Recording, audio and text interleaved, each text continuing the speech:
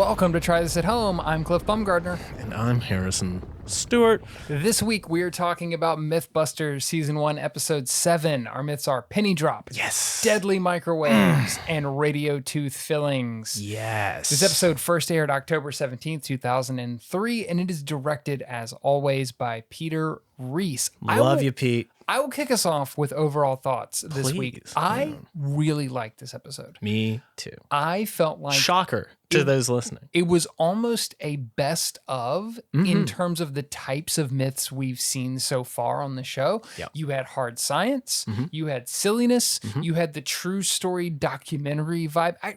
The last myth may be the most documentary we've seen the show go. Yes. At a certain point in that story. It felt like a little hodgepodge of everything we've seen all season, but it was all kind of turned up. It was all really good.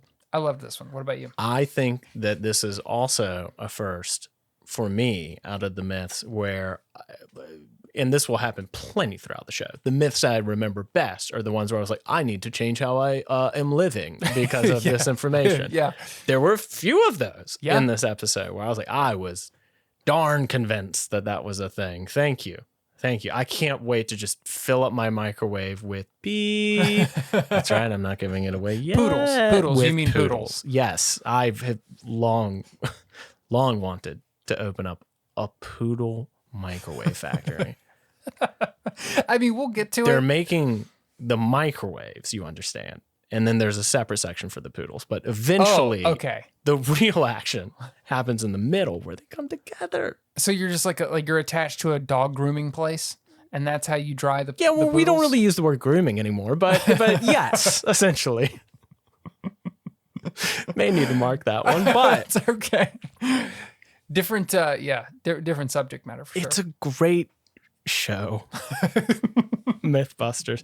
No, I mean, you're exactly right. It really was. Also, to have like the celebrity was not on the show. Yeah, but there was a celebrity-centric myth. I actually briefly considered saying this is the first appearance of Lucille Ball on Mythbusters because she's in so much of the show. You're right. She's actually like It becomes a bit of a somebody. Yeah, somebody is a big I Love Lucy fan. Oh, totally. Whether it's Jamie, Adam, one of the people, one of the writers. Well, and somebody loves it. I'll tease this now, and we'll get there in our last myth. But Please. This sent me down a little bit of a rabbit hole of understanding more of that story from her, and it's fascinating. I can't wait. I love a good Cliff research hole. No.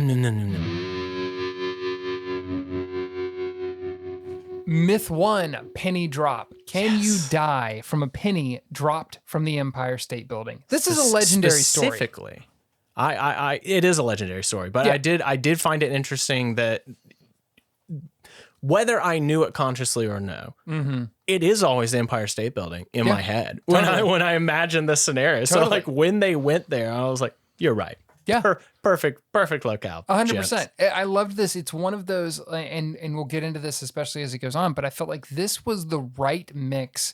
This whole myth was the right mix of like real story that we've all heard, but testable scientific question. Very much so. It was a really good marriage of those two things, which we've seen them kind of struggling with at points all throughout this first season. This was like the perfect marriage. And even the last myth too, now that I think about it, all throughout this episode, there was a really good marriage of the pop culture mythology and the actual hard science. Let's test this. Let's talk about scientific principles, etc. It's great. And a big part of that, I think, especially with the penny myth, had to do with how early they laid out what they were testing for. Yes. The materials that they were using.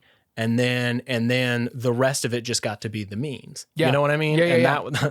That was fun. I mean, they throw it up, like you said, right at the beginning. They lay out the plan of like, we've got to determine the terminal velocity of a penny. We got to build a rig to fire one at that speed, and we're going to see what happens. And you immediately get that thing in your head of like, oh, okay, I know what this is going to look like or not. Yes. I'm in. Yes. Within like a minute of the myth starting.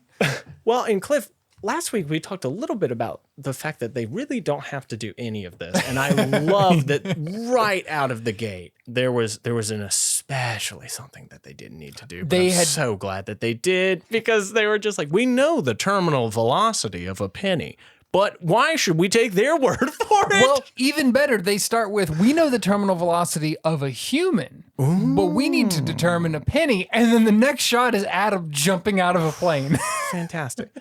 Also, I found it super interesting. Similar to the fact that I was incredulous at Jamie being like, I've never been in a helicopter. I'm like, oh, Jamie Heineman, how can that be true? This was also, I was like, you're telling me Adam has never been skydiving before? Well, my note on this whole thing was, because they do this at the very beginning of the myth, I was like, well, I guess We're not. like 2 minutes into the episode. Well, but I'm like, I guess the myth isn't true, because if it is, Adam's a mass murderer right now. Because he just releases handfuls of pennies. Absolute handfuls. And like they talk about, the Empire State Building, it's going from, this many stories high.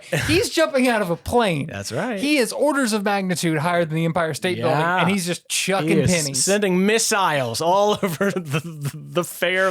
I don't know where, it doesn't specify where they are for that one, but it's like, I hope to God this isn't true. I don't know. I've never been skydiving, but I have to imagine they go in some places that are pretty out there. I would think. Yeah, I would hope. But who knows?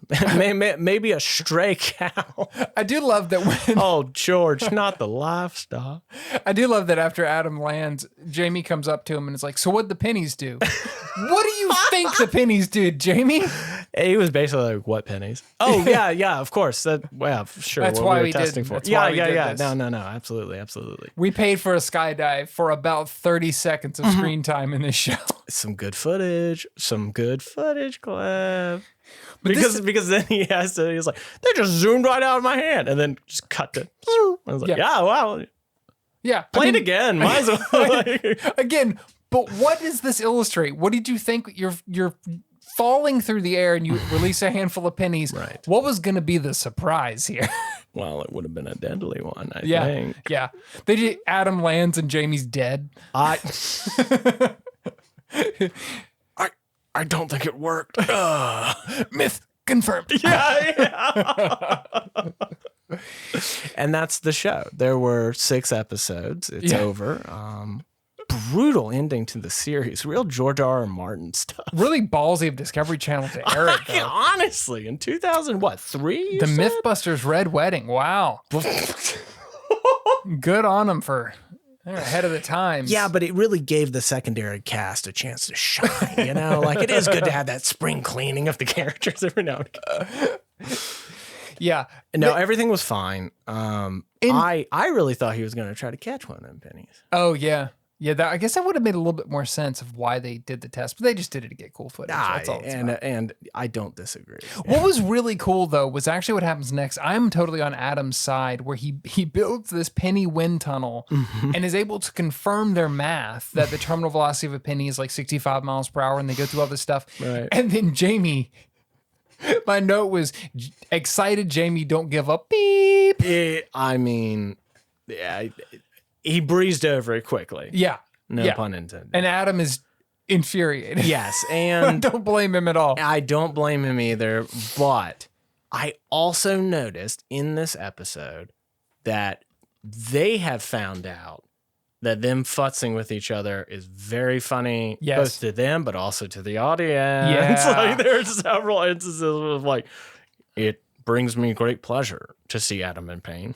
Well, yes. Is that an actual clip? I have that in a minute. Fantastic. But yeah, I think it'll be interesting to see, because my memory is that kind of reaches an apex at a certain point, and it's no longer fun, and it kind of drops out of the show. Yeah, we'll see. Right now, I'm way on board with it. Right now, it's great. It's still fresh, and it feels like they're getting away with something. Yes. It doesn't. My suspicion is that it will feel a little scripted later, and that will produced. It will lose its charm. Yes, the studio will figure out that they can use its Morbin time, and then it's just all over. It's not funny anymore. Yeah, exactly. It is interesting. You talk about a lot in previous episodes just about them as weird humans and how they interact together. We talk about it off the show. Yeah, I know. They're fascinating. We text about it. This was an interesting moment that happened where I felt like they almost switched roles, because we've seen Adam as the kind of devil may care, shoot first, ask questions later. I'm just gonna do it and see what happens kind of thing. Jamie shooting the fluorescent tubes out of M5. My note was, this is an Adam moment. But it was delicious because I wasn't expecting it. It was a real twisty. Well, it starts very Jamie because he has to build a rig to shoot the penny. And so he makes the most terrifying. He modifies a nail gun to fire not just pennies, but initially it's pennies that have been snipped to size. Yeah. So they're jagged pennies. I didn't even think about that. That he's shooting in the shop and just shoots one up straight into a fluorescent tube above his head. It really, I can't determine if he was intending to shoot. Yeah. Because I don't know why he would. It really feels like a misfire, but wow, it was great. My favorite part was actually what happened after he shot, when he realizes that, we just have created a dangerous environment in the shop. Well, very good. I think I was laughing so hard, so this might be new for me as well. Well, it's when he says, "Whoops." We should get out of here. That's mercury vapor there. Okay. My favorite thing is that voice you hear at the end is the camera guy. It's the camera guy going, "Oh, okay." Oh my God. He thought he was just getting like B-roll, for just like their and now he's exposed to mercury. Yeah. Now he has mercury poisoning. Thanks, Jamie. Oh wow. The speed with which we move through so many emotions. Yes. Of sheer glee to that's going to be a lot to clean up to. We're in danger. Oh, we better leave. Yeah. Oh man. It's funny because they had just showed Jamie being completely unmoved by like some really great science, and then they just show him giddy about the fact that he shot. That he just exploded the light. He just blew up a light in his own shop. Oh man. There was a moment that came up next that they spent no time on. I'm just gonna read my note and see if you had a similar note on this. Please. My note was, they pull a woman's skull out of a freaking Amazon box and say nothing about it. Right. They name it. It's Norma. It right? is. Yeah. But they just take it's like the package just got there. They just unwrap it. Oh, we have a skull now. Nobody acts like that's weird. No. It's now Is it from Amazon? That's what it looked like. I feel like that's fair. I think they still did books then. Which might be more. I think I might be less concerned if it was an Amazon skull. Can you prime overnight a skull? Absolutely. First of all, if you need a skull by 2 a.m. Hey, same day. Yeah. Same day, baby. There's a fulfillment center. So close. We can get you that skull. Don't you worry your pretty little thing. But I'm almost more concerned than in a pre-Amazon world. Because they did just say that it was a skull. Yeah, they didn't. And later they go into a lot of detail about how hard it was to get a skull. Yeah. In the fillings myth, because they need a skull with the teeth. Oh, and it's a whole beat in the story. In this one, it's just like, nah, we just ordered one. Well, it will make more sense later. This one, there was no real reason for it to be a real skull. I guess not. I mean, especially if we're just going to be shooting pennies at it. Yeah. I feel like years later they did that would be rad. Let me just make perfectly clear. I give my body to Mythbusters. Oh, that not science, mind you.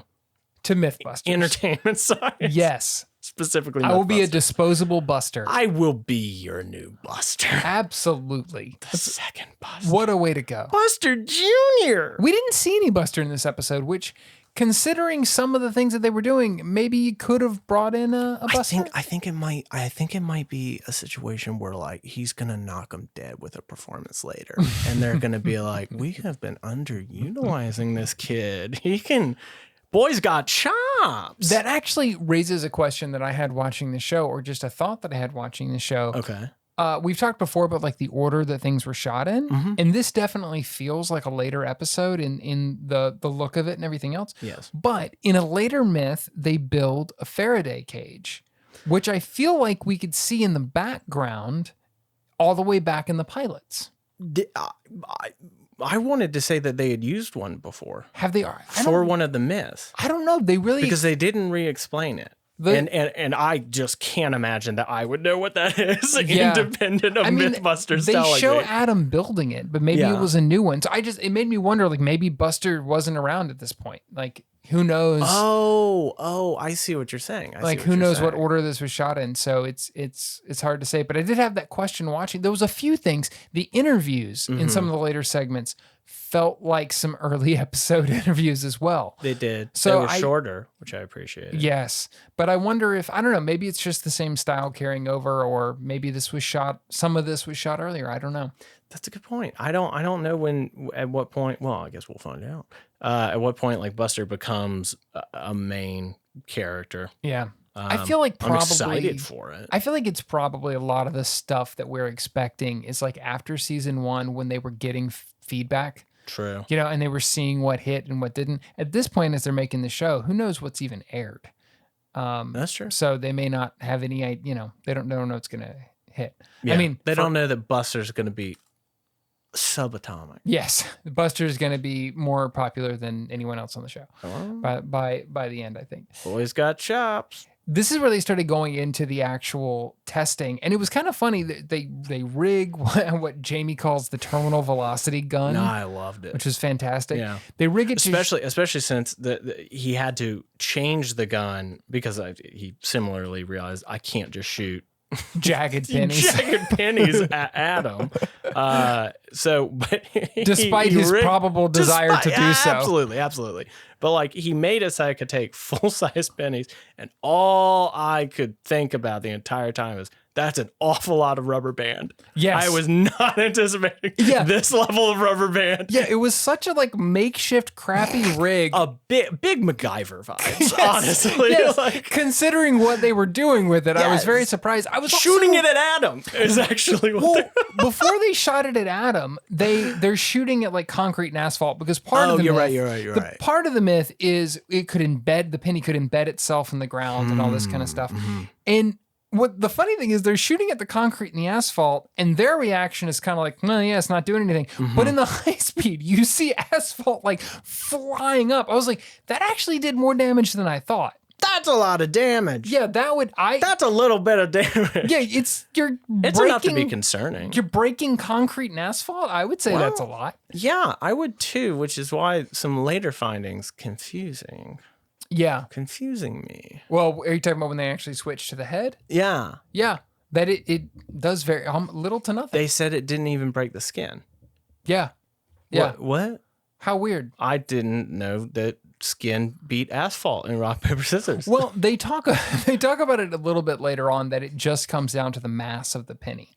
That the penny is just not heavy enough, doesn't have enough mass to really cause damage. It's really zoom. Even when they shoot it with the rifle later on, which I want to talk about for sure because that's a weird thing. But yeah, it just comes down to, I guess the penny is ultimately just not big enough to actually do damage no matter how fast it's going. Man, lot of childish dreams. Died, evaporated. What, as a child, you wanted to kill people with pennies? I didn't want to. I was very interested. I was forced into this life. Every time I thought I was out. Real Silver Age Batman vibes right there. I am Penny Man. I cannot help it. I think I was just super into like a superhero landing for a penny. A cratering. Like, I don't want to hit nobody or hurt them. Like, I mean, it'd be kind of rad. Some people are like, but like, I thought it would do something. Yeah, I thought it would. I honestly thought it would do more than it did. But like you said, they even shot at Adam, which is, we've talked about ill-advised. Before. Well, we've talked about before. Adam just, he's like an infant. He tries everything with his body, with his mouth, he just leads physically into everything, and it's glorious. It's good. Because it leads to these moments. Yes. It leads to Jamie shooting Adam in the buttocks with the penny gun. I love before he even shoots him in the butt, he shoots him in the hand twice in the same spot. Yeah. And then Adam is sitting there going, and Jamie just looks down and goes, looks like it's swelling. That, again, That's some good unscripted. Spite's not the right word. A shade. Yeah. It's a good shade. Well, and you mentioned this moment earlier, but I pulled the clip because this would go on to become a pretty famous line. I think it gets used in montages and stuff, but there's something that's not normally included in the montage that I loved at the end of this. Well, I always enjoyed seeing Adam in pain. I'm not sure what it is. I think we know what it is, Jamie. I do. I think it is a little bit of revenge for all the annoyance he brings into your life. I think it might. I don't think the booty shorts helped. No. No. I don't. There's some other ones. That is also the phrase I said after spring break, by the way. Nice. I don't think the booty shorts helped. Nice. They did. I appreciate that. Yeah, you're welcome. But we know what it is. Yeah. You know what it is. This is is for the same reason that it's funny for us. We got something here that we've talked about before is not really a feature of the show yet. I feel like this is the first time they really make it like a thing, or one of the first times, which is it's time to replicate the results. Yes. What is it going to take? Because they pretty much bust this clearly, and we'll talk about the actual verdict here in a second. But they've pretty thoroughly busted at this point. And so they say, all right, we're going to replicate the result. How fast would a penny have to go? And their first thing, it's like they called up Lee Harvey Oswald. They get this old rifle. And then my first thought was like, if you're shooting a penny out of a gun, is it really about the penny anymore? No. I think it's just about the gun. I think it's just about wanting to fire that gun. And Jamie is so sure that this rig is going to fail, kill everyone. The show is over. It's all dead. We're all wants gone. to do it. but by all means, shoot a rifle indoors in my shop. Go for it. And they said they fired a penny at 3,000 feet per second. I think they said is what it ended up coming out of the rifle. And it's still just as the penny wasn't enough to embed itself in the concrete. And that's where they talk about the mass, that the mass is just not enough, even at that kind of speed. Maybe that's where you're remembering the parts where it like chips. Yeah. Well, I mean, no, even early on it chipped. It really chips here, but even early on But it's not enough to embed. See, and I think that's I really thought that it would at least like do something. Yeah. Yeah. It really seems like, I mean, this one's good and busted. Despite the fact that Jamie doesn't seem to want to admit it at first. Yeah, a little bit weird. Did you notice that? Maybe he's disappointed too. Yeah. I think he just wants it to be true. Yeah, so the verdict on this one was busted, like we said, pretty thorough. Busted. But I loved this. Clear question, great methodology. The story was great. We got great moments. Like this is like Mythbusters, Mythbusters Nirvana right here, all shoved together. It's a great one. We're putting together a classics album. It didn't penetrate the asphalt. It didn't penetrate the concrete. It didn't penetrate the skull of the ballistics dummy. And it didn't hurt your butt. Myth 2, deadly microwave. Now, before we even get into this myth, I just have to say the very first thing we see in this section is a chicken on its tanning bed. True. It's not a euphemism. I don't know what that would be a euphemism for. Oh, I do. But that is the first thing we see. And it's just one of those, as soon as it came up, I was like, I love this show. Yes. And we will come back to them in a second because there's a very fun thing that they draw no attention to. But I was like, well done, fellas. Yes. Excellent. Approved. It's a more of that, as you said before, like we don't have to do any of this, but we're doing it to please ourselves. Absolutely. And us. And us. And us, the viewing public. Yeah. And I have to say, this is the first time that we've gotten this sort of myth on the show, which is really a series of mini myths. Yes. And I loved that. Rapid succession. So this is not one myth. This is actually just testing a variety of microwave related urban legends, which is a great idea. And it's a perfect category. Did any microwave myths come to your mind at the beginning of this? Are there any stories that you've heard either that they tested or that they didn't end up testing that you thought of? Sure. 2. 1, forks. Absolutely. Mm-hmm. Yeah. You don't put forks because it'll spark up and it'll blow up your microwave. Blow up the microwave. Yep. It burn down everyone will hate you. Just don't do it. Yeah. You know? That. 2, hamster in microwave. Oh. That was another like That wasn't on my mind. schoolyard. Yeah, someone knew someone that knew someone that knew the bad boy in class, and his cousin. Like, who knows? But yeah, that like it was the same exact story as what ended up being the poodle. It's just that they needed to like dry off a hamster. But there were some like markedly what a problem to have. Well, but that's the thing is that like I don't know if they cleaned up the poodle story or if I heard the gussied up version of the hamster story, but in the one I heard, he blew up. Hamster explodes. Hamster explodes. Hamster explodes. Big everywhere. Descriptions of eyes. Just a lot of stuff that you don't want to think about. It's a Joe cartoon kind of moment. Yeah, in a middle school, just not a. I had a hamster at the time, so I was like, "You stay away. You stay away from Hamlet." I like to believe that whoever knew the guy who did the hamster was in like, "I'm gonna one up you. I've got a whole poodle. I've got an entire poodle." I want to believe those. If the hamster ploded, the poodle got boom. I think. I want to come back to the poodle thing because they bring it up at the end, and it confused me in so many different ways. How do you fit a poodle in a kind of insane microwave? We'll get that. They tease it at the beginning and come back, which is some great storytelling of like stick around, we might kill a dog. Yeah, it's like best be prepared to back it up with some John Wick action, friend. It's a real Chekhov's poodle sort of situation going on in this episode. Make sure that if poodles explode in Act 3. Poodle on mantle in Act 1. Poodle need to be introduced in Act 1. Poodle on mantle, yes. I didn't have a particular myth, but was better. That was better than what I was doing. I didn't have a particular myth that came to mind for microwaves. I did, however, have a story that came to mind that I don't know another time I'm going to get to tell it on a podcast. Yeah, go for it. When I was a kid. Wait, this is real? Oh, this is real. This is real that I experienced. My dad heard that you could boil an egg in the microwave. What? But he didn't hear the particulars of how one has to do that, the size of the water, all these kind of things that you have to do to make sure that it's safe. He just filled up like a coffee mug with water, plopped an egg in it, put it in the microwave. I'm a kid. You're acting like this is going to be a problem. I'm probably like, I don't know, 7, 8 years old at this point, somewhere around there. And I remember very specifically, there were 3 steps. We lived in an older house, and there were 3 steps separating the levels.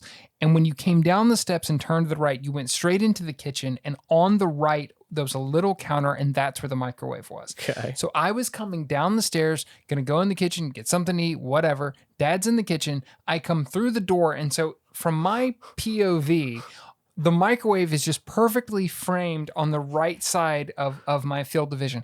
As I walk into the room, the microwave just explodes.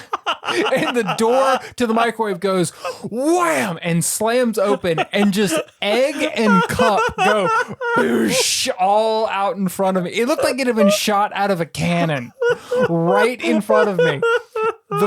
I could not see this from my perspective because I see the door and everything. My dad is across the room. Your POV in this is also just primo. What my dad sees is the entire microwave jump about 2 inches off of the counter and slam back down. Oh, fantastic. Killed the microwave. Thankfully, no one was injured. I think so. Well, the egg was. Well, yeah, the egg was well and truly. It was more of a fried egg by the end of it than a boiled egg. But I've never forgotten that. And when microwave stories came up, it's a very Mythbusters kind of moment. That I wouldn't think it would explode. I wouldn't do it. Yeah. But just because I don't want that. Well, I don't want hot cup water egg. That doesn't sound good to me. But I have since learned that apparently you can do it, but you need to use a larger bowl of water. Okay. And that dissipates the heat or something somehow in a way that you don't get. It was so hot that it exploded. Yeah, it just built up pressure in the egg and heat in the egg, and it blew in it. Yeah. How long, I wonder? I don't know. I don't know how long it was in there before I walked in the room because I Listener, was just... Bubby, Tell us how long you're supposed to boil an egg. Well, this is where we have to add to the title of the show. Don't try this Yeah, at home, yeah. please. Don't test it to Don't test that. Yeah, look at Reddit or something. I'm sure someone else has done it. Go on 8chan. Find out. The Don't go on 8chan. Please no. Please no. The first actual myth that they test here, the first microwave myth, they call broiled again. And the idea here is essentially that a woman was trying to get ready for her wedding and she went to a tanning bed multiple times over multiple days and just cooked herself from the inside out in a tanning bed. You saved the listener. If you watch the episode, the way that it's described is so it's very brutal. It's disgusting too. It's worse than hamster exploded microwave. Honestly, it is because like she was told no, and then she went from tanning bed to tanning bed. Yeah, and then like it was a smell thing. Yes, like, her husband was like, "You smell weird. What are you cooking?" or something. Yeah, it's like, oh, you're telling me the baked liver that's making her smell? I don't like that. This is one where I mean. Right off the bat, I kind of felt it was weird that they led with this one because of right off the bat, I was like, bull crap. Well, there was no part, like they've just talked about microwave myths and this is not a microwave myth, number one. I've noticed that actually. And then number two, it was just so like, if that obviously, was possible, we would not have tanning beds. Like, obviously, there's limits to how long you can use a tanning bed, but it's not because you're going to get cooked from the inside. We would know. Yes. We would know. Does not pass. You were telling me that turned somebody into a human hot pocket, and I haven't heard about it. I don't think so. There's a 0% chance. They didn't test it in the sleeve. Well, thank God. And we all know that could be the difference maker. It would either cook you or you would be frozen at the end. One of the two. Well, and it's a crapshoot either way. You know, you're always rolling the dice. This is what they teased at the beginning of the episode, or beginning of this section you talked about. They decide to use chickens, raw chickens on the tanning beds for 48 minutes at a stretch. And I my just first thought was just for the person who used that tanning bed next. Because like they hope, I'm sure they notice I'm getting some zits every time I come here. Some mad acne. I don't know what that's about, but if we could look into that. I'm sure some Clorox. Oh yeah, the bald dude and his insane friend were by again. We let them cook more stuff. I'm sure some Clorox wipes were deployed. I'm sure that they took care of this, but it would just. I'm kind of hoping that this tanning salon is like right next door to the strange meat place that they always go to. So like people are used to it, you know. They're like, oh, you got a couple hoagies there on the tanning bed? Very nice. We have some sausage curing on the bed next to it. Of course we do. We have to save time, Clef. Time is money. You're telling me when you step out of the tanning bed that you don't want a thick brat? I don't even believe you. I don't even believe you for 1 second, Cliff. No way. How about some mustard? Get out of here. How about some mostly raw chicken with a sweet beach tan? With a sick beach tan, and we gave it the little goggles, baby. We did. And in one clip, exactly one. They moved it for the zoom in. Yeah. But if you look careful while they're putting the chickens down, one of them is using one of the chickens is using the goggles as a top, a bikini top. It's magic. It's so good. I feel very comfortable saying that was an Adam Savage decision. I'd stake my immortal soul on it. We need to log that if we ever get to interview Adam. That's the first question. We show him the clip. We have to come in with evidence. Like he's a big show me the facts guy. We cannot say I've heard tell. We have to go there, right there. Right there. Clip, zoom in on square 4, please. Well, I feel very safe in saying it was Adam. One, because we know how the man is and how he operates, and two, because I think it's his chicken. I think they each have a chicken, and it is his. But this whole thing honestly seemed a step too far, even for Jamie. In a tanning booth. Hello. Hello. I'm sorry, I hit my mic. hanging my mic because it's so funny. What? Because you can hear the whir click initiate joke. Yep. Now nailed it. Punctuate joke. I love him. Yeah, he's just a fascinating human being. Much. Hello. Is there a way to make that like a regular clip that we can just when they do something so silly, just hit them with a hello. I think it would be worth having. I really do. It would be a great T-shirt. Now we're getting into merch. There we go. We're on episode 6. We're getting into merch. I don't hate it. But what do you think, Bubby? I think I think if we can get it, if we can do the chicken with the goggle top and it says hello. Hello. All right. Well, some talented listener make that happen. Well, I'm the talented listener, friend. I'm making one for me, Cliff. If you would like one, that would be well. We'll see about the rest of you. That would be fantastic. Depends if you're good for Christmas. I don't know what month it is. Well, as we kind of alluded to at the beginning, this one was well and truly busted, and they explain that, tanning beds don't even put out microwaves. They really buried the lead. Yeah. They're like, well, this is mathematically impossible. They almost end by saying this is inherently ridiculous and I don't know why we did it, but it was fun to watch. It was so fun to watch. They went from here, though, into one of those things. We alluded to this at the beginning about the hard science and some of the things that they incorporate. There was they'd go into a montage of how microwaves actually work. Mm-hmm. That was awesome because it was totally this is what I remember, not just of Mythbusters, but of this era of Discovery Channel. This is what Discovery did at the time. It was really smart, accessible science communication. And there was a bit of edutainment. Totally. This is pre-Ice Road Truckers, pre-Deadliest Catch, Discovery Channel. This is the kind of stuff that you got, and it's fantastic. I guess I just screwed us from ever being sponsored by Discovery Channel. But I was real quick about to go after the Learning Channel as well, but we got to get a Learning Channel deal. Two of us, you kidding me? It's gold. It's right up there, alley. They also allude to the fact here that Jamie is going to go. Daddy Discovery. Forgive me, Father Zaslav. Daddy Discovery is awful.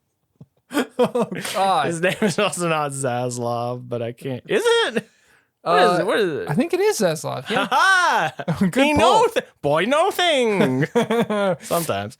They also allude here to the fact that Jamie is going to embrace his future as a supervillain and make a microwave gun. He should. And I love that even Adam is like, I don't want to be there when he does it. Yeah. I also really like that they described it. The narrator was like, he's harvested 4 of those. Wow, harvested, you say? Sounds violent. Yes. You harvest were the microwaves alive? I don't know. The next thing they consider the microwave.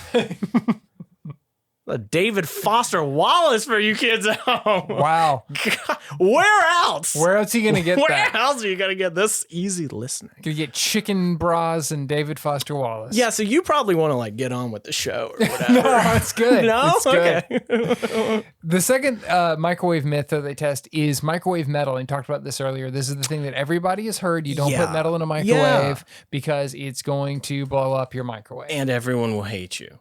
And even Adam tells a story of that, of microwaving something in his college roommate's microwave, and the guy making him buy a new microwave. I think the guy was just out for a new microwave, but I think the guy was he was outplaying his coverage. And we see again Adam in full baby mode. They microwave a spoon, and he just opens the door and picks it up.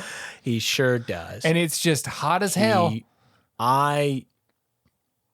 I was making a note at the time, but I remember hearing him go, ow! I'm like, well, he didn't just grab... Oh, he did grab it. He sure did. Hey, buddy. What do? We use our big brain before we do things. It is you're very smart. There's a dissonance here that I can't quite... Maybe it's that Adam is so smart, there's just no room for that in his brain. Or perhaps he's so smart that he understands that the best entertainment is Yeah. a bit of clowning. Yeah. He had a bit of cartoon. I mean, he nails it. I There's a lot of Acme Incorporated vibes too. As A lot of Wile E. Coyote. That is very emblematic by the fact that they are behind a blast shield for this. They sure are. I did love that. A reused one. I guess they had this appeared in a previous episode. Yes, and I guess they had to sell the fact that, ooh, this might blow up, even though they probably knew by this point that it wouldn't. But I did love that they're behind the blast shield, like using tools to. They didn't have this much crap set up when they were firing a gun in Hit 5. No. But the microwave. But all of a sudden, bust out the safety gear. Absolutely. This is another one that, I mean, we see the tin foil, you see all the stuff that you expect, but it's not going to blow up the microwave. This one is pretty clearly busted as well, but it was super fun to see, and it was surprising because you always hear this. I have been punished.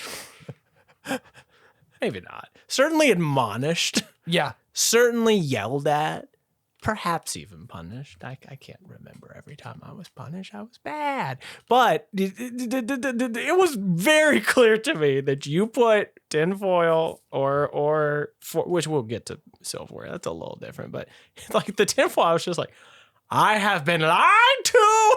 I imagine it Nothing would. is true. I imagine it would like burn your microwave. Like it's not a good idea. It's not a good idea, Yeah. but it's not a microwave exploding idea. Yeah, exactly. It's not going to hamp to your microwave. It's not going to hamp to my microwave. And like the thing you were talking about with the silverware, they do talk about like if you have metal touching the sides, Yeah. that it can create an arc back in that essentially damages the magnetron at the core of the microwave. And so you could ruin a microwave by doing this, certainly. So it's not a good idea. Don't do it. But it's not going to blow your house up. I guess An egg, however, an egg will fully blow up a microwave. Where are the egg myths that could have spared us this fate? But it is interesting that like with a lot of these things, you do kind of assume that someone had to get it wrong once, and then it's repeated so often because it's like a serious that like.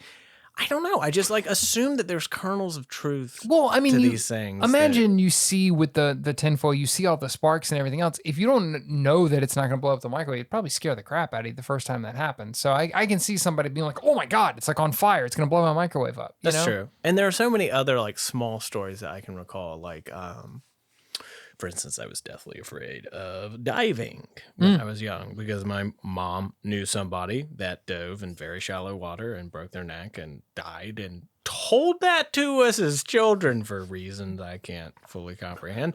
But is that the story she would tell you to punish you for putting metal in the microwave? Yes, exactly. She would say, sit down. We're going to do the diving story again. No, but like, I think I just like widely applied that logic where I was like, oh, well, clearly you have known somebody that put tinfoil in the microwave and it went boom, boom. So that is why it just turns out it's nothing. Yeah. Like okay. It's just like a pretty, you were saying, pretty it's light not show. nothing, but it's a pretty light show. It was really cool. And I also, like, I knew this, but I didn't put like two and two together. It's like similar to what they would use in like a lot of early like sci-fi stuff. Oh yeah. Would they would basically be doing microwaves didn't exist, but they were doing like similar stuff to get like the arcing and like the really cool like light show. It did make me think about like you can get microwaves super cheap at like thrift stores or whatnot. This would be the Are we gonna make a miniature sci-fi movie? Well, that'd be fun. Oh, it also just made me think about he like, doesn't have time. If you have kids or something like, Yeah. you could go get a microwave really cheap and actually and that's just the entertainment. Well, this is a test you could actually do. Try this at home. Yeah. It's actually a thing you could do safely. Yes. That is really Don't. cool. We're not I feel like we advising have that, to say it. Yeah, but one could but one could. in theory. Yes. Yeah. I would absolutely not do the last thing that they talked about, which was absolutely terrifying. I'm absolutely. Yeah. No. Never. Never in a million years. The third one they called exploding water. And the idea with this, initially, I didn't fully understand I thought it. you were talking about the silverware. Oh, no. That one was pretty. Oh, yeah. Just microwaving on the silverware. Yeah. Just one. See what happens. Yeah. Nice, pretty light show. Oh, it's gorgeous. With the exploding water, this one at first I didn't fully understand. Yeah, me neither. Because they were like, the basic idea was heat water in the microwave. It doesn't look like it's boiling, but you take it out and it can explode instantaneously when you put something in it. And then they went into this idea of, I feel like I should have known this, that distilled water doesn't boil. The water without impurities doesn't boil. Yeah. Bad science kid over here. Yeah. I didn't know that. Me neither. But the idea being that you could have water in a microwave that's superheated, but not visibly boiling. And when you put something in it, it explodes and it boils over really quickly and could scald you, blow up in your face, get on your hand, get on whatever. And I mean, not even worth trying to build this up. It works perfectly. Yeah. And it's terrifying. It is. I just didn't like it's one like I don't know. I was pretty certain, especially after seeing the other ones. I'm like, oh well, this one isn't gonna. Whoa! What was Okay. that? Yeah, Well, this is what they should have been warning me. This is what you should punish me for. Don't put purified water in there. and I actually like their discussion about how often are The people science. but Yeah. also how often are people microwaving distilled water? And Adam That's makes the true. point of like, well, number of people in the world, the fact of how common microwaves are now. Yeah, This easily could happen. a few times a year. And did you notice that they say true and they have a banner that comes up that doesn't say confirmed, which is what we will later come to know. Yeah, It just says true. But it's the metal, it's one of the like graphics of a metal sign, this is true. but it says true. I had no memory of that ever being a thing. I think I just immediately erased that. Yeah. I think I was like, well, that's a mistake. I'm seeing things that can't be. I only Now they're making Cluth train. I'm not even gonna ask for a mulligan. I want one, but I'm not gonna. Continue. I just remember busted, plausible, and confirmed. I do. Yeah. That's yeah. it. True is a very like Yeah, it's hard statement in a way Yeah, that the others true. are like, we have evidence to suggest that this is confirmed. Like, yeah. truth. Actually, if you question it, We have found truth. there's something a little dogmatic about Objective it, I guess. Yeah. truth. Yes, exactly. Water can boil. This is factual. I do imagine all the different things that they tried before they ultimately came up with confirmed. Does that mean that we haven't, because I haven't noticed it before, have they said confirmed elsewhere? No. And now they've switched to true. So this No. is the first one that we've had. That's This is the actually, like, first time there's been any sort of banner for a myth that was true, That was confirmed, positive, whatever. or Yeah, in any- exactly, oh, for a wow. thumbs up. In the other times, they've just gotten to the end and gone, well, yeah, that worked. Probably not. Yeah, Or, yeah, we like, did it, but probably not. They got to the point of saying busted, but when something was true, they just got to the point of going right now. Last couple episodes, it's just been like, well, yeah, that worked. yeah. And that was the end of it. Oh, easy. And they didn't have a button for it. So you can see here they're learning we need some sort of button Yeah. for that moment, but they just haven't figured out the language yet. It's So cool they to went see. with true. It went with just straight up true. Well, it's not false busters. And again, this is where we get we don't have a myth or the myth has been busted, but it's just fun to do weird, crazy stuff. Absolutely. And Jamie builds a super duper microwave oven with 4 magnetrons pointing at a single glass of water. And my only note was, why? Oh, mine was actually sublime. I was like, he has Frankenstein and a monstrosity, and he's going to blow that thing up. Let's go. And they cut it on and it whirs. And I swear it felt like the lights in M5 were going to dim and dance and nothing happens. It is the most anticlimactic, like the guys build a crazy thing that we have yet seen on I the was show. so ready for it. I just wanted to see it just blow up. Like I just wanted to see everything blow wanted up. to see it be an even bigger explosion than they were ready for. Yeah. That's what I wanted. Yeah. Nothing. Nothing. And then Who's to blame? Adam just loving to twist the knife just goes, "Oh, you've made a refrigerator." Because the water's not even hot by the end of it. It's like a balmy 68. That is the knife that hurts most. This is where they brought back the poodle in the microwave story. And they're like, of course, we're not going to test this. We're not going to do it. But my thing was, they talk throughout the whole episode a lot about it as if it's like, well, everybody knows the poodle in the microwave myth. Is there some twist on that? I'm not like, because the only thing would be you put a poodle in the microwave, it blows up. Like they keep talking about it like, oh, it's like a known thing that something freaky is going to happen. No, you're just going to kill the dog. Where's the myth in this? I don't. But also the myth didn't like include, it was like singed fur and like stuff like that. I'm like, no, dead dog. No, dead dog. Yeah. You deaded a dog. Yeah. Just now. And nobody. In the microwave because you put a dog in the microwave. And no one is questioning whether that would happen. There's a lot of dumb people out there, but I don't. First of all, kind of microwave you packing? Yeah, right? I mean, even a miniature poodle. This must have been some industrial. That's a bigger dog. An industrial level, industrial microwave. It's a walk-in microwave. So I'm gonna take Flu, and we're gonna walk in there real quick. I could fit a Great Dane in this microwave. Flu. Stay. Oh my gosh, it blew up. There's just no way that we could put a poodle in a microwave. It might dry her hair, but it'd kill the dog. Fortunately for the viewers, this one's just going to have to remain a legend. Myth 3, radio fillings. And off the bat, this is so cool. I want to call it Radio Free Bell. Oh. Ball. Dang. So close.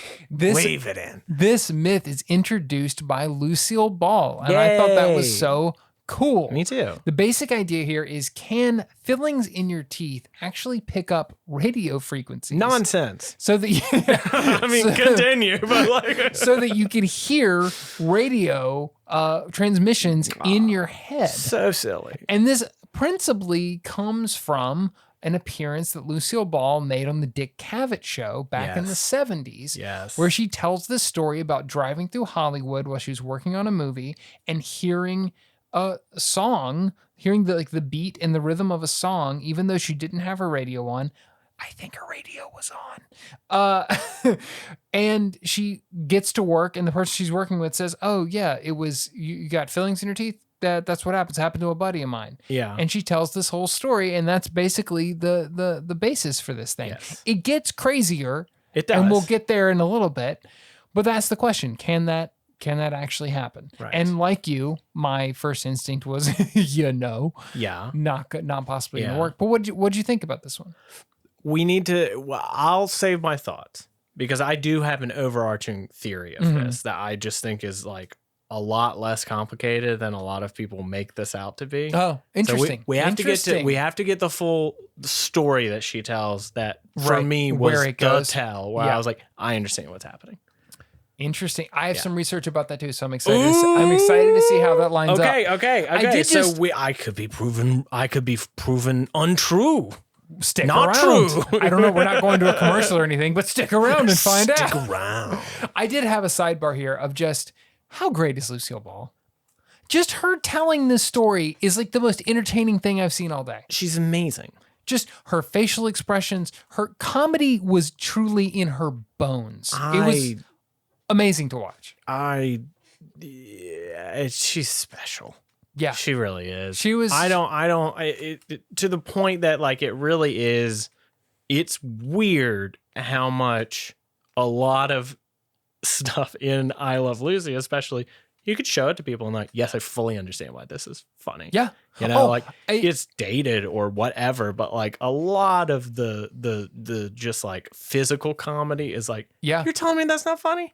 That's so funny. Look at how she's moving. I had that exact conversation actually with my girlfriend recently because we were talking about it and I said, have you ever watched any of it? And she said, no. And I said, we actually need to because it holds up so ridiculous. The chocolate Lucy goes into labor episode is also one I always think about. Yes. It is brilliant physical comedy that they do. Good. That whole show. My mom is a huge Lucille Ball fan and I Love Lucy fan, has a massive collection of Lucy stuff at her house. And so I grew up around it. And it was so great to see Lucille Ball at the head of this episode. It has nothing to do with Mythbusters necessarily, but I just wanted to say that she's delightful. This, I mean, it is a silly story, but the story could be about going to buy milk And if she's telling it, Yes. it's going to be the funniest thing I've ever heard. Yes. Like there are just some people that are like that. And I mean, that's another thing that I love about her is that I Love Lucy is great.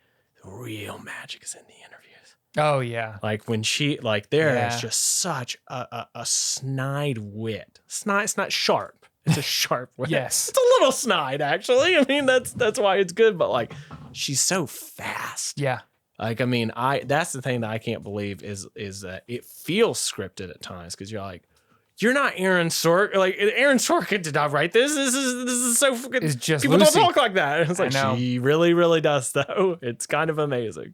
This is where we talked about that they go into a montage of Adam looking for a skull. Yeah. And it was right back to Jado Rocket Car vibes for me. It was actually nice to see. We got basically a shopping montage, but maybe the weirdest yet when you consider what he's looking for. Probably. And I wanted him It's a skull. I wanted him at one point to look at the camera and be like, some days you just can't get a skull. That would have been great. I was trying to formulate something like could be yours. Yeah. Did you notice one of the guys, they don't really focus on it in the episode. One of the guys he calls, Adam's like, yeah, I'm trying to get a skull. And there's a pause and the guy goes, for rental? Fantastic. That is how For you know- what purpose do you rent a skull? Well, that's how you know you're in California. That is Wow. how you know that you are in movie making territory Oh, in you San guys Francisco. doing Hamlet? Yeah. Sure. That is a San Francisco question. Yes. San Francisco theater and film For rent? community. Yeah. For To rent or buy? To rent to own, perhaps? It's just perhaps. They also Let's gloss see what over the headspace fact is like. they say it, but they gloss over the fact that Adam gets a skull from his dad. Well, I missed that. You missed that part? Yeah. When they walk in with a Is skull. it his dad's? Well, that's exactly the joke. The narrator is like, Eventually, Adam tracks down a skull. It's his father's. Well, his father owns it, that is. and I was like, I want to know this story. I know that Adam's dad was a painter and an artist and a filmmaker. Oh, okay. So he had oh, weird, yeah. So he has skulls around. he has Absolutely. weird crap just like Adam does. So Wow. it doesn't surprise me, but I want to hear it. I would imagine still life painters tend to have skulls around. Yeah, well, for Some of reference or them. whatever. Yeah. why Or not? victims, either way. Well, what do you think the paint's made out of? It's blood. Human. It's fine. Can I use that? That's a good idea. In a story. Sure, Hannibal. In a oh, yeah. book. Oh, in yeah. a book. In a book. I write in horror Minecraft. books. In Minecraft. Yes. There was a really creepy scene, Yeah. speaking of that, yeah. of them putting fillings into a skull. They get a dentist to put fillings into a skull, and it was gross as hell. The dentist did not appear to be asking the right questions Or really any questions? or any questions. I just I wanted some more questions from my dentist. I wanted some more. Why are you doing this? Because this isn't up? far enough into the show for somebody to be like, these guys are back. Oh yeah, this is Mythbusters. Of Absolutely. course. They call me up. I help. I give them little advice. Like forgive me, but Jamie Heineman and Adam Savage walk up to you apropos of nothing. Yep. And like, what's up? You want to put some fillings in the skull for us and we're gonna film it? Yeah, don't worry. We'll have a camera. It's fine. It's for Daddy Discovery.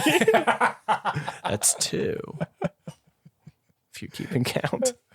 Yeah, it is one of the odder things they've had to ask a professional to do. I did. Kind of delightful that he didn't, though. They I didn't don't know. question it. Yeah, I like to imagine that a lot of dentists are like that, where they're like, oh yeah, sure. He didn't seem thrilled about it. Well, that's true. He That's didn't true. seem to be like, hey, because he even Well, no, but he did say yes. True. And come to think of it, I don't really want my dentist to be kind of hey. It's not really the personality I want from a dentist. And especially not while drilling into a skull. You know, like if that's a bit of an act, if he's like, oh, I gotta act like I don't love this, I don't come off as a weirdo. Yeah. As a tooth guy. I've never heard of that particular obsession. A tooth guy. I gotta go see the tooth guy, you know. Or Oh gal. man, I don't know how to transition from tooth guy. Well, I do. The hygienists do all the work.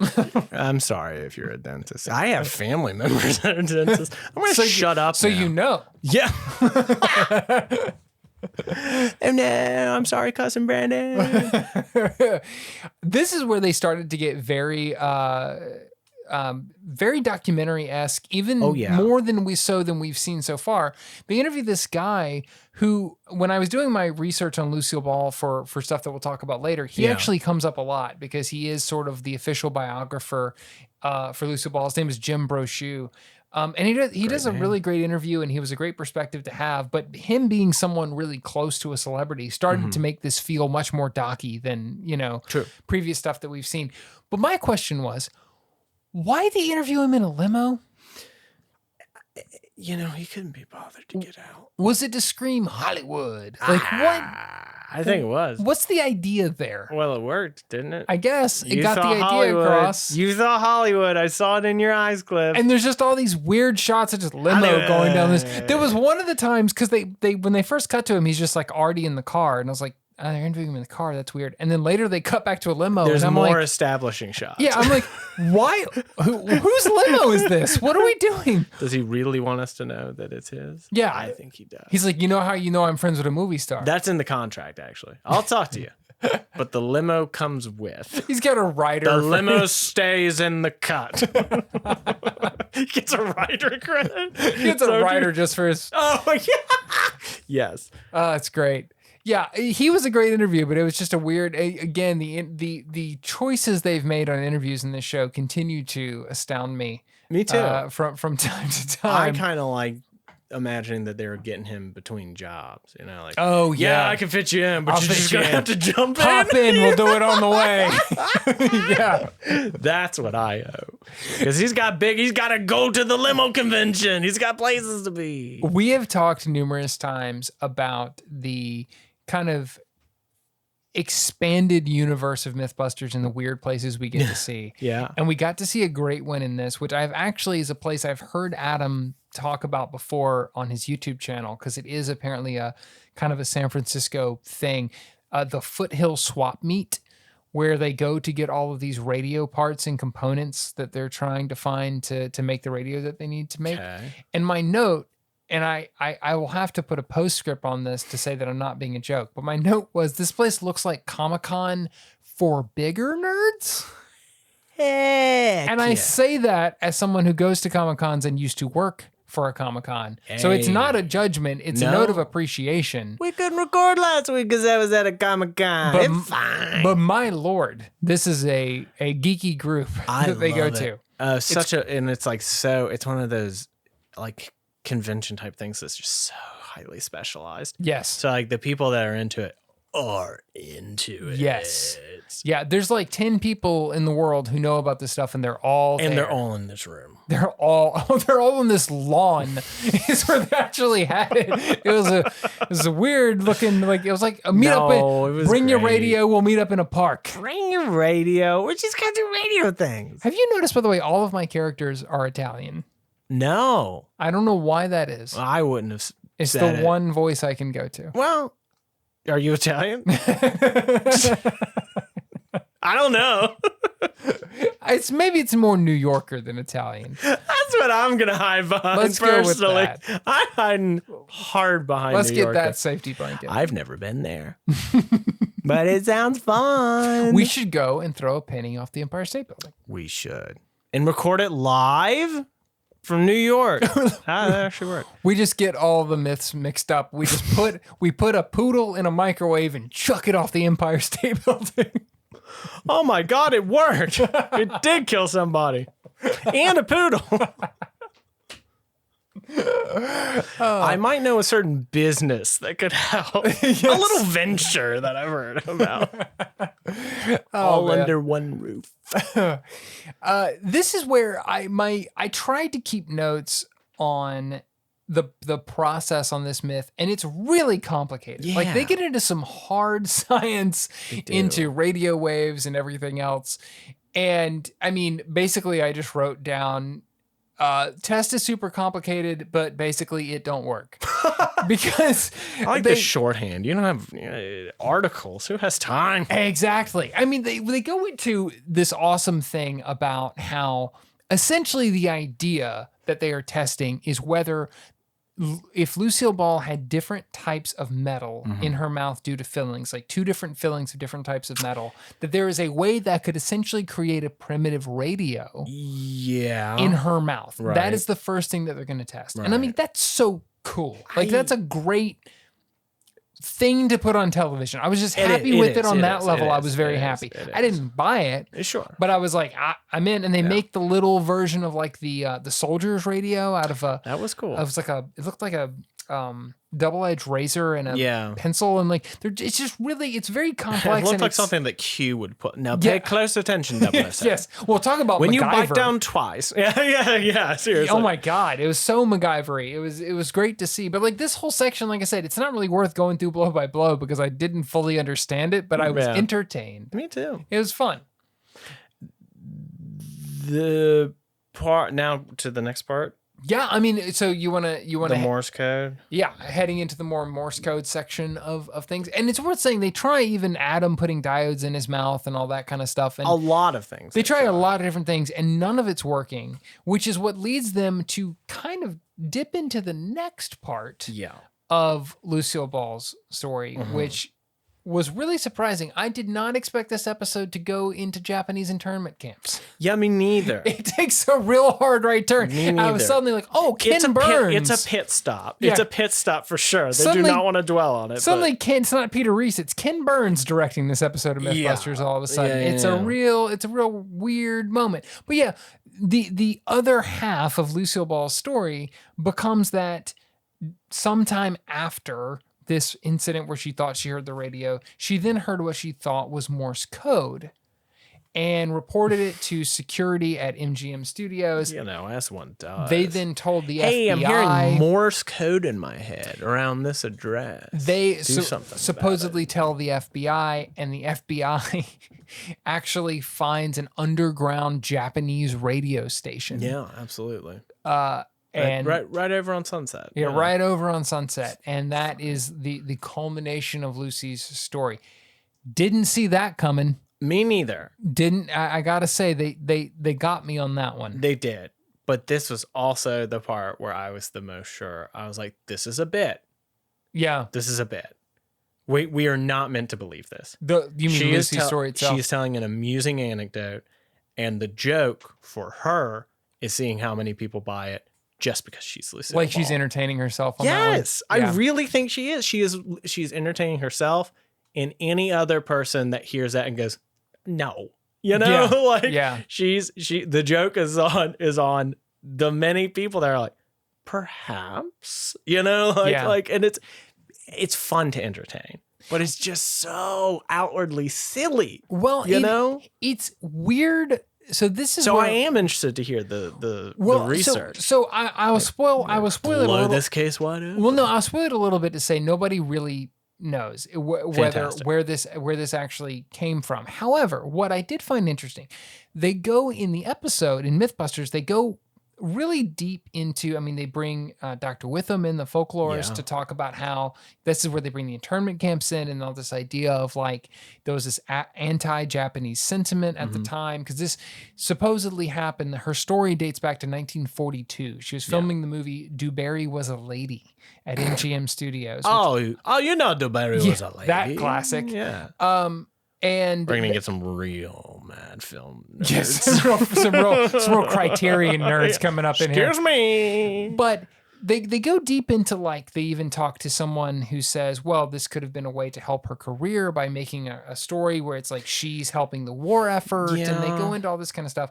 So I found some articles that have looked into it and people who've done some research, and as I said, they don't really know where the story came from. Yeah. But the thing is, this happened in 1942. Okay. She did not talk publicly about it, as far as people know, until this Dick Cavett interview in the 70s. So See, there wouldn't have been any motive at that point. any immediate incentive. Exactly. Yeah. Because by the 70s, I mean, I wasn't alive, obviously, but I presume it was already not great to talk about Japanese internment and to talk, like, you wouldn't be bragging. I think we were fully in forget it all happened. Exactly. mode at that point, you know? Exactly. So there wouldn't have been anything to Fully brag in, about. Like, no, they had camps, but There wouldn't have come been on. anything to help her career. She's already a legend by that point. Yeah, There's no, even so there's more none of so. that. Yeah. There is, however, to your point about, is this just a joke? Supposedly she did mention this at the time in 1942 to Ethel Merman, Okay. who was on I Love Lucy, Right. who then actually had this story written into a play that she was in, I think on Broadway or in year? New York at the time, in the 40s. So there is a thought that whatever happened, Lucy did talk to somebody at the time and tell this story privately in the 40s, but never came out with it publicly. Did you find the play? Until years later? There, I found the name of it. I don't remember what it was. Okay. It wasn't a play I had ever Fair, heard fair, of. fair. That listener, did I lie? Or did Cliff just serve up some delicious research? I cannot take credit for it. There's a lot of places online that did this research in depth, and I was just mining from that. But their ultimate verdict on one of the articles that I read, the ultimate verdict was, because they're basically like, we don't see any reason for Lucille Ball to lie about this, like Sure. as an outright, like trying to get something out of it or Yes, whatever. yes. Their verdict was, kind of to your point, it's either a joke or at the time, it's one of those, what's the term? Not a shaggy dog story, but it's one of those things of like, she heard something weird, and they do talk about at the end of this, it is possible for there to be some sort of electrical current carried through fillings that could create a sensation, sure. possibly that could create a Sure. sound or a feeling or whatever. It's possible she felt something, did tell security, but assumed they were going to call somebody or talk to somebody, and then at another time heard a story about an FBI raid that found a radio station or something, and conflated those in her head so that years later this becomes a story that she's telling. That was sort of their best faith read of what potentially this could have been. Obviously we don't know, Yeah. but there is no evidence, and they talk about this. The FBI had a file on Lucille Ball from that whole Extensively. Hollywood communist, the Red Panic Right. era of Hollywood, and nothing in that file, which is now public, nothing in that file mentions anything about her contacting the FBI or about a radio station or anything like that, which if it was going to be anywhere, you'd think it would be there. So there is no basis to any of this as far as we can tell, but it is fascinating that she was telling the story back then. Something happened. Is that a thing? Are there other stories of underground Japanese radio? They certainly things made it in the sound- United States. They certainly made it sound like that was not a preposterous idea, that there had been secret Japanese-based communication channels that were I discovered. don't know well enough to say it didn't. It just feels awful propaganda-y to Doesn't me. it? Yeah. Like, Yeah. Which I think is- the enemy's here. I think is Dr. Witham's point. of- Yes.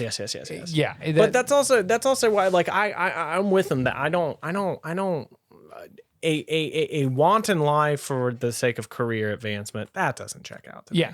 But nor do I believe that she fully believes the events occurred as described. Right. Like I that's my prevailing theory, but I do like number two of what you were saying, that Right. like, to the best of her knowledge, this occurred. Right. Memory's a funny thing. I mean, what, 40s to 30 years? Yeah. I can buy that. Yeah. I can buy that. Or even if it was And at the time. I mean, when you're that level of celebrity, there's self-mythologizing is a part of it. So much so that I fully believe that a lot of celebrities don't even necessarily know that they're doing it anymore. Yeah. Well, Could be one of those. and you think about, I've heard this numerous times. There's not a specific, story coming to my mind, but also like Hollywood is a town based on stories, right? Everybody's got a story. Everybody's working some sort of angle. You're surrounded by it. And it's all a the great time. story. And it's a great story. And there's, if you're doing an interview, you got to have something to say, right? So over the years, maybe something comes together in a weird way or whatever, but ultimately their verdict on this one was busted. They do say that it is possible you could feel something. Yeah. There is some science to it. And they actually talk about, we didn't go into this, but there is a story written in medical science that you can still go out and find of a Vietnam vet. I loved that. Who reportedly was picking up radio waves due to the shrapnel in his skull. That has never been fully confirmed. It's the only known instance of that happening. And it was written We're up. not going to test it. Well, exactly. And it was written up as kind of a like, if this happens again, but this can't be peer reviewed because you're not going to, it's only happened once, right? So we don't know. And so even, I think this is also the one where either Adam or Jamie were kind of hesitant to say busted. Yeah. Because it was like, well, there's There might be something, but the story itself is clearly not true. Well, and I also think, and I would encourage you, if you have not seen, watch the clip. Yeah. Because if you watch the full uninterrupted clip, it moves exactly like a late night story does, where like the truth of the thing, the veracity doesn't matter. Yeah. It's entertainment. I did think, though, that this was the best example we've seen so far of a verdict where it was like, or a myth rather, where they're testing something for a story from real life, and they're both testing the veracity of the story and the science of the actual thing itself. Yes. We have banged our heads against that all season with certain myths and certain ways that they approached it. And it really came together well in this myth. Perfect. It was brilliant. It was great. I love this episode overall. Like I said at the beginning, I felt like it was 3 myths that called back to stuff we've seen all season, but it's just like working at its absolute best now. It's at 110%. I keep having my favorite episode yet, but like this one made me laugh more than any previous one, and I really appreciated that. I mean, on top of the fact that stuff go boom.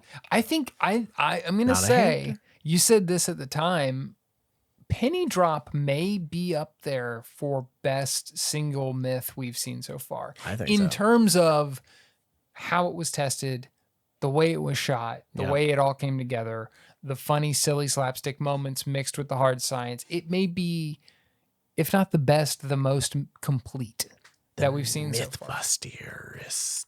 Mythbusters. No, I nailed it. It's fine. Don't think about it too hard. Well, come back and join us next week. We'll be talking about Mythbusters Season 1, Episode 8. The myths are Hammer Bridge Drop, Buried Alive, and Cola. It's just called Cola. Like the brown stuff? Yeah, that's it.